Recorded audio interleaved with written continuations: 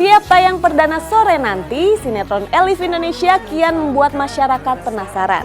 Termasuk juga saya nih, saya tak ingin kalah dengan berpenampilan seperti Elif.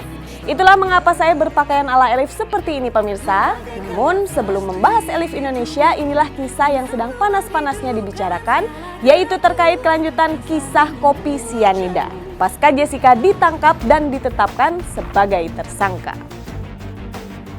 Apa yang membuat pakar psikologi forensik masih meragukan penetapan Jessica sebagai tersangka? Mungkinkah ada pelaku lain di balik kematian Mirna pasca meminum kopi? Sementara itu, pakar pembaca ekspresi pun angkat bicara terkait penampilan Jessica yang tampak begitu tenang saat ditangkap polisi. Benarkah kasus kematian Mirna memang belum menemukan titik yang terang? Pemirsa, mari kita simak liputannya berikut ini.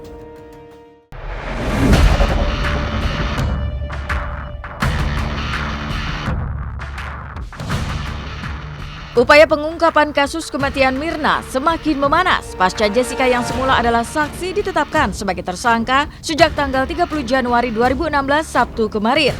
Namun pasca salah satu sahabat Mirna itu ditetapkan sebagai tersangka, banyak keraguan pun mulai muncul, termasuk dari kalangan ahli terkait keterlibatan Jessica di balik kematian Mirna.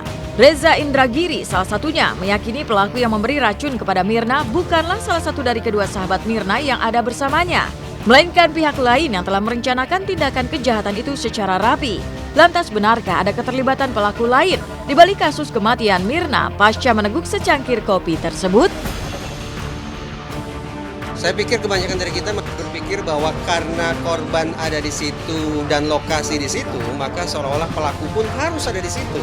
Jadi sempurna seolah-olah kejahatan sudah terjadi di tempat itu. Tapi kita lupa bahwa ini instrumen atau alat kejahatannya bukan celurit, bukan pisau, bukan tangan kosong, bukan gigi, bukan pedang atau sejenisnya.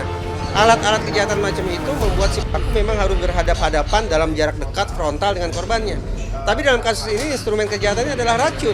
Racun dipilih oleh si pelaku karena hanya racunlah yang memungkinkan si pelaku mengambil jarak sedemikian jauh dari korbannya. Itu yang kita abaikan. Dengan demikian, menurut saya sangat kuat dugaan saya, walaupun korbannya ada di situ, walaupun lokasinya di situ, tapi karena pakai racun, maka pelaku menurut saya tidak berada di situ.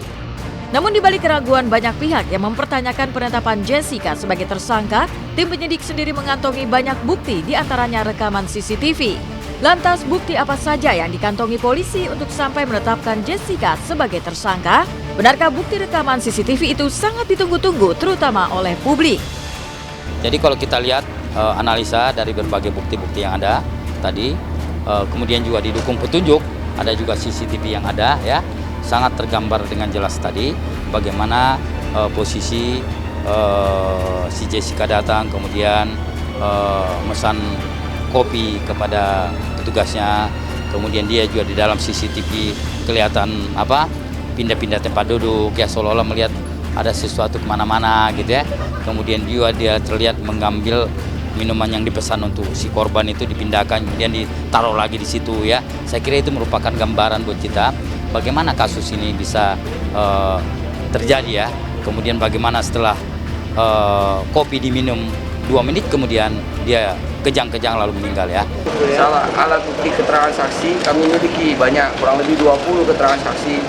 Kemudian keterangan ahli ada 6 ahli yang kami sudah periksa dan akan bertambah ahlinya. Ya, kemudian petunjuk dokumen atau surat kami sudah miliki beberapa. Ya, yang berikutnya petunjuk atau barang bukti yang kesesuaiannya ada satu sama lain kami miliki ya. Dan salah satu yang krusial adalah keterangan saksi, dalam hal ini saksi saudara J pada saat diperiksa sebagai saksi, keterangannya sangat inkonsisten dan tidak berkesesuaian dengan fakta-fakta yang kami miliki. Sementara itu, meski dituding dengan banyaknya spekulasi, Jessica yang sudah berada di dalam tahanan sejak Sabtu kemarin nyatanya tidak membenarkan jika dirinya adalah sang pelaku. Dalam wawancara eksklusif dengan SCTV sehari sebelum penangkapannya, Jessica bahkan dengan tegas mengaku marah karena seolah-olah dituding sebagai sang pelaku. Kayaknya lebih ke arah yang marah dan kecewa ya menurut saya, dan sedih itu campur jadi satu. Kesal itu kan ya bukan kesal sih, saya lebih ke arah marah saja. Kok saya baru kehilangan teman saya yang sudah lama, saya nggak berbuat apa-apa, tapi semua orang satu negara mikirnya saya ini kok curiga banget sih, kok kenapa kok aneh banget, gerak-gerik aneh gini-gini. Tapi emang gerak-gerik aneh itu saya emang lakukan, tapi itu emang ada alasannya di balik itu. Saya tidak berbuat apa-apa yang salah, jadi tidak merasa adil kalau diperlakukan seperti itu. Ya, saya kira memang itulah, saya kira itu adalah hak daripada Jessica buat kita. Kita hanya minta kepada polisi agar siapkan semua bukti-bukti yang cukup ya. Artinya jangan sampai masyarakat meragukan kemampuan polisi di dalam menangani kasus.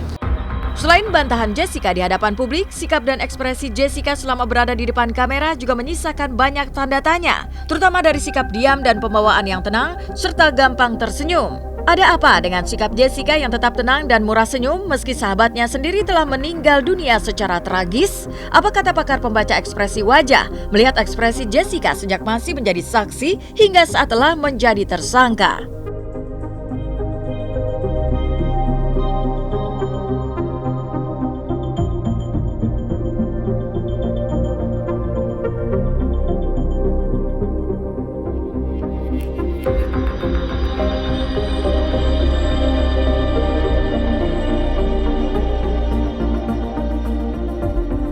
Jadi kalau menariknya dalam kasus ini adalah kok bisa-bisanya seseorang yang terlibat yang di awalnya merupakan seorang saksi, kan sebelum Jessica statusnya naik jadi tersangka kan masih saksi. Itu ketika menjalani proses pemeriksaan, ketika menghadapi media, itu terlihat seolah-olah tenang, pede, kayak nggak terjadi apa-apa.